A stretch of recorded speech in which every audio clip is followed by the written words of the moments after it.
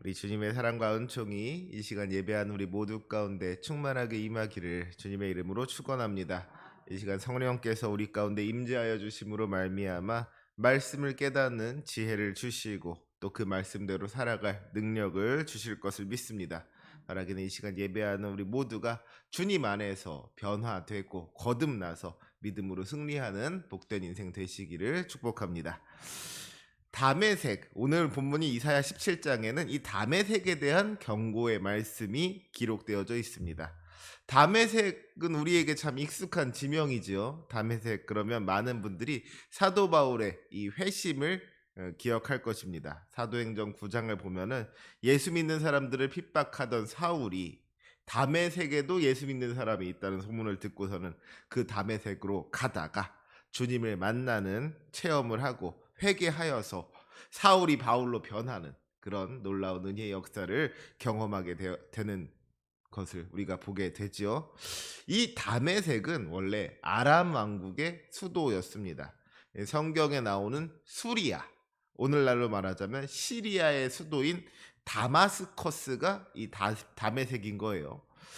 이 아브라함이 아직 자식이 없었을 때 상속자로 삼으려고 했던 엘리에셀이라는 사람이 이 다메섹 사람이었고요. 사무엘하 8장 5절과 6절을 보면은 다윗 왕이 다메섹을 쳐서 그 아람 사람 2만 2천 명을 쳐 죽이고 아람을 속국으로 만들어서 조공으로 바치게 하였다고 기록하고 있는 것을 또 보게 됩니다. 하지만 솔로몬 때에 르손이라는 사람이 사람들을 모아가지고 독립을 하게 되고 그 후로 계속해서 이 다메섹이 이스라엘과 분쟁하게 되지요. 그 다메섹에 하나님의 심판이 있을 것임을 오늘 본문에서 이사야 선지자가 엄중하게 경고하고 있는 거예요. 다메섹에 어떤 심판이 임하게 됩니까? 우리 먼저 본문 1절과 2절을 함께 읽도록 하겠습니다. 1절, 2절 함께 읽습니다. 다메섹에 관한 경고라. 보라, 다메섹이 장차 성읍을 이루지 못하고 무너진 무너기가 될 것이라. 아루엘의 성읍들이 버림을 당하리니 양무리를 치는 곳이 되어 양이 눕되 놀라게 할 자가 없을 것이며. 아멘. 다메섹이 성읍을 이루지 못하고 무너진 무더기가 될 것이라고 이야기합니다. 그 성읍들이 버림을 당하게 된다는 거예요. 그곳이 양무리를 치는 곳이 된다는 말이 무슨 뜻이겠습니까? 그곳이 이제 더 이상 사람이 사는 곳이 아니게 된다는 것이죠. 양이 누워도 놀라게 될 자가 양이 누워도 놀라게 할 자가 없다고 그랬어요. 그곳에 사람이 없으니까. 양을 놀리킬 사람이 없으니까 짐승들이 마음 편히 뛰어노는 곳이 된다는 겁니다. 그런 거 하면 5절과 6절에는 어떻게 기록하고 있습니까? 우리 5절과 6절도 함께 읽겠습니다. 마치 추수하는 자가 곡식을 거두어 가지고 그의 손으로 이삭을 벤 것 같고 르바임 골짜기에서 이삭을 주운 것 같으리라. 그러나 그 안에 주울 것이 나무리니 감람나무를 흔들 때에 가장 높은 가지 꼭대기에 과일 두세 개가 남음 같겠고 무성한 나무의 가장 먼 가지에 네다섯 개가 남음 같으리라. 이스라엘의 하나님 여호와의 말씀이니라. 아멘. 이 말씀은 이제 이 부분은 오해하기가 좀 쉬운 구절입니다. 본문 5절 말씀에 추수하는 자가 곡식을 거두어 가지고 그의 손으로 이삭을 벤 것 같고 르바임 골짜기에서 이삭을 주운 것 같다는 말씀을 보면 어때요? 다메섹이 추수하는 자가 곡식을 거둔 것 같다고 그의 손으로 이삭을 벤 것 같고 이삭을 주운 것 같다고 하는 그 말씀을 보면은 이것이 마치 추수를 마치고 풍성한 수확을 거둔 것 같다는 말처럼 보일 수가 있는 것이죠. 하지만 이 본문이 말하고자 하는 것은 수확을 거둔 농부가 아니라 수확을 거둔 다음에 그 텅 빈 들판인 겁니다. 그래서 이 본문을 세번역 성경에서는 이렇게 번역하고 있어요. 그들은 곡식을 거두고 난 텅 빈 들처럼 될 것이다. 곡식을 거두는 자가 곡식을 다 거두어 버린 그 들판, 사람들이 이삭마저 다 줍고 내버린 그 들판, 이삭을 다 줍고 난 르바임 들판처럼 될 것이다. 담에색이 곡식을 다 거둔 후에 남은 이삭마저 싹 다 주워가서 이제는 아무것도 남지 않은 텅 빈 들판처럼 될 것이라고. 담에색이 그렇게 무너져서 황폐하게 될 것이라고 말씀하고 있는 것이죠. 6절 말씀 또한 마찬가지인 거예요. 그러나 그 안에 주울 것이 남으리니 하고 시작하는 말씀을 보면은 그렇게 황폐해진 가운데에서도 가장 높은 가지 꼭대기에 남은 그 과일 두세 개 같이, 마치 우리로 말하자면 뭐 까치밥으로 남겨놓은 그 몇 개의 그 감 같이 그렇게 남은 것이 있을 것이라고. 얼핏 보면은 아무것도 남은 것이 없어 보이지만 그래도 잘 찾아보면 그 안에 조금 남은 것이 있을 것이라고 이야기하는 작은 희망을 이야기하고 있는 그런 말씀처럼 보입니다. 그런데 이 부분도 사실은 이 그러나가 잘못된 부분에 갖다 붙여져 있는 오역인 거예요. 이 말씀은 담의 색이 황폐하게 될 것이다. 그러나 그 안에 그래도 줄 것이 남아 있을 것이다. 하고 희망을 이야기하는 말씀이 아닌 것이죠. 오히려 그 반대로 담의 색 안에 주울 것이 남아 있을지도 모른다. 그러나 그것은 가지 꼭대기에 남아 있는 과일 두세 개와 같이 하찮고 보잘것없는 것이다. 그것이 결코 너희를 구원할 수 없을 것이다. 이렇게 이야기하고 있는 거예요.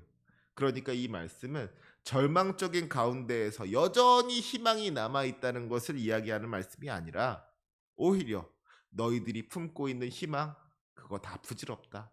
그것으로는 너희가 구원받을 수 없을 것이다. 철저한 절망을 이야기하고 있는 그런 말씀인 겁니다. 이런 담의 색을 향한 심판의 말씀을 보면서 우리는 두 가지를 생각해 봐야 합니다. 첫 번째로는 왜 이런 심판이 임하게 되었는가? 심판의 이유를 한번 생각해 보아야 하는 것이고요. 두 번째로는 그 심판을 통하여서 그 심판을 통하여 우리 하나님께서 원하시는 것이 무엇인가? 하나님께서 계획하시는 것이 무엇인가? 그 심판의 목적을 또한 우리가 생각해 볼 수가 있어야 한다는 것이죠. 그러면 왜 담의 세계에 이런 심판이 임하게 되었습니까? 심판의 이유가 무엇입니까? 우리 본문 10절의 말씀 같이 함께 읽도록 하겠습니다. 10절 말씀. 이는 내가 내 구원의 하나님을 잊어버리며 내 능력의 반석을 마음에 두지 아니한 까닭이라. 그러므로 내가 기뻐하는 나무를 심으며 이방의 나무까지도 이종하는도다. 아멘. 담의 색이 심판을 받게 된 이유가 어디에 있어요? 이 모든 심판이 임하게 된 이유는 담의 색이 하나님을 잊어버렸기 때문인 겁니다. 내가 내 구원의 하나님을 잊어버리며 내 능력의 반석을 마음에 두지 아니한 까닭에 심판이 임하게 됐다는 것이죠. 하나님을 잊어버리고 하나님의 뜻이 아니라 자기 뜻대로 살아갔기 때문에 하나님이 기뻐하시는 나무가 아니라 네가 기뻐하는 나무를 심었고 이방의 나무가지를 가져다가 심었기 때문에, 다시 말해서 이들이 하나님을 버리고 이방의 가증한 풍속을 따르며 그들의 우상을 섬겼기 때문에 이러한 심판이 임하게 되었다는 것입니다. 사랑하는 성도 여러분, 오늘 이 말씀을 분명하게 기억하셨으면 좋겠습니다. 우리 주님은 구원의 하나님이십니다. 우리를 너무나도 사랑하셔서 은혜를 베푸시는 참으로 좋으신 주님이십니다. 그래서 우리가 주님 안에 있을 때 풍성한 은혜와 축복을 누릴 수 있게 되는 줄로 믿습니다. 하지만 우리가 구원의 하나님을 잊어버린다면, 우리 능력의 반석이신 주님을 우리 마음에 두지 아니하고 우리 마음대로 살아간다면, 그래서 주님이 아닌 다른 것을 의지하며 살아간다면 그 뒤에 있을 것은 하나님의 무서운 진노와 심판밖에는 없다는 것이죠. 혹시 우리도 다메섹처럼 우리를 구원하신 하나님을 잊어버린 채로 우리 마음대로 살고 있지는 않습니까? 우리 능력의 반석 되시는 하나님을 잊어버리고 우리가 누리고 있는 이 모든 것들이 다 자기 힘으로 스스로 얻어낸 것이라고 착각하고 교만하고 있지는 않습니까? 하나님의 기쁨을 위해서 살기보다는 자기의 기쁨을 위해서 살아가고 심지어는 하나님이 아닌 다른 우상을 의지할 때가 있지는 않습니까? 지금 우리의 모습이 하나님의 진노로 인하여서 심판받은 저 다메섹과 같지는 않은지 우리의 모습을 돌아볼 수 있어야 한다는 것이죠. 사랑하는 우리 성도 여러분, 우리 구원의 하나님을 기억하시기 바랍니다. 지금 우리가 누리고 있는 모든 것들이 내 힘과 내 능력으로 이루어낸 것이 아니라 우리 능력의 반석이신 하나님의 은혜로 이루어진 것이라는 것을 기억하시기 바랍니다. 하나님을 우리 마음의 중심에 두고 하나님의 기쁨을 위해서 살아가시기 바랍니다. 우리가 하나님을 잊어버리고 내 마음대로 내 뜻대로 내 기쁨을 위해서 살아간다면, 하나님이 아닌 다른 우상을 의지하면서 살아간다면 마침내 하나님의 진노와 심판을 마주하게 될 겁니다. 썩어져 없어질 세상 것들을 바라보지 아니하고 오직 주님만을 바라보면서 주님만을 의지하는 믿음으로 살아갈 때 능력의 반석 되시는 주님께서 우리와 함께하여 주실 줄로 믿습니다. 주님께서 우리를 도와주시고 모든 시험 환난에서 건져 주실 줄로 믿습니다. 그 은혜를 경험하는 저와 여러분이 되시기를 주님의 이름으로 축원합니다. 그렇다면 이러한 심판을 통하여서 우리 하나님께서 원하시는 것이 무엇입니까? 우리 7절과 8절의 말씀 함께 읽도록 하겠습니다. 7절 8절 시작. 그달에 사람이 자기를 지으신 이를 바라보겠으며 그의 눈이 이스라엘의 거룩하신 이를 뵙겠고 자기 손으로 만든 제단을 바라보지 아니하며 자기 손가락으로 지은 아세라나 태양상을 보지 아니할 것이며. 아멘. 하나님의 심판에는요, 목적이 있는 것이죠. 아무리 큰 죄를 범한 죄인이라고 할지라도 그 죄로 말미암아 심판을 받고 멸망하는 것이 아니라 어떻게 해서든지 죄를 돌이켜 회개하고 하나님께로 돌아오기를 바라시는 분이 우리 하나님이십니다. 그래서 요나서 4장 2절에 나오는 요나의 고백과도 같이 우리 하나님은 은혜로우시며 자비로우시며 노하기를 더디하시며 인애가 크시사 뜻을 돌이켜 재앙을 내리지 아니하시는 하나님이신 것이죠. 하나님께서 하나님을 잊어버리고 자기 뜻대로 행하며 우상을 섬기는 이 다메섹을 심판하시는 까닭인 다메섹이 황폐하게 되어서 멸망하는 것이 아니라 다메섹이 심판을 받는 그날에라도 그들이 하나님을 바라보기를 원하시기 때문입니다. 자기 손으로 만든 제단을 바라보지 아니하고 자기 손가락으로 지은 우상들을 바라보지 아니하고 이스라엘의 거룩하신 하나님을 바라보게 되기를 우리 주님께서 원하신다는 거예요. 우리는 종종 우리 인생의 시련과 고난 앞에서 하나님을 찾게 됩니다. 하나님을 바라보게 되고 하나님을 의지하게 됩니다. 고난이 있기 전까지는 하나님이 아닌 다른 것을 의지하고 살아가다가 고난을 당해서 그제서야 지금까지 내가 믿고 의지하던 모든 것들이 아무 소용이 없다는 것을 깨달은 다음에 비로소 주님을 찾는다는 것이죠. 그렇기 때문에 하나님께서 우리에게 고난을 주시는 것은 우리가 미워서가 아닌 겁니다. 우리가 싫어서가 아닌 거예요. 주님께서 우리가 망하기를 원하지 않으십니다.